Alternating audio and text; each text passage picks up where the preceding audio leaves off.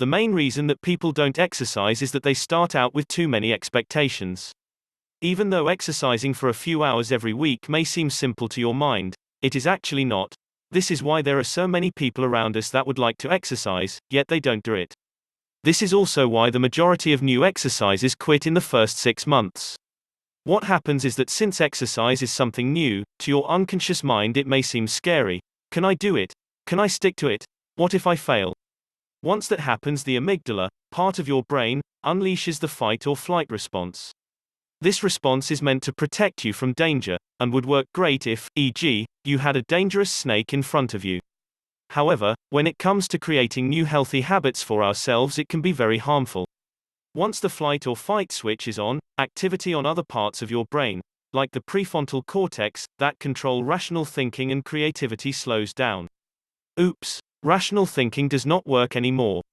This is why even though people would like to exercise, they cannot make themselves do it. Rational thinking does not work. If you really want to get addicted to exercise, you need to use an unconventional method to instill the new habit in yourself. Understand that becoming addicted is controlled by your unconscious mind.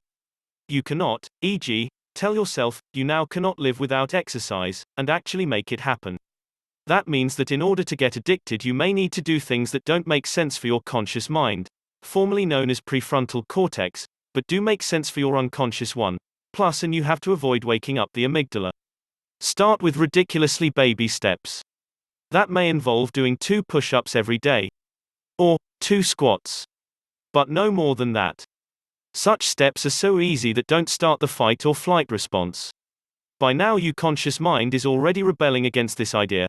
This is too small, I don't see how this will get me addicted. As I said before, your exercise practice does not need to make sense to your conscious mind. Rational thinking does not work. Once you find your ridiculous small step, you now need to tie it with an activity that you do every day.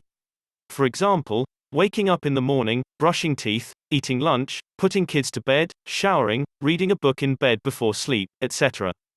This is the anchor. By now you should have a nice sequence, e.g., I will do 2 push-ups after I wash my face in the morning. Now you are ready to start doing. Do your new activity for 1 week. The anchor serves you so that it makes it easier to you to make exercise a habit. When you forget to do your new activity, don't worry. Just do it when you remember about it, and then try to stick to the plan in the following day.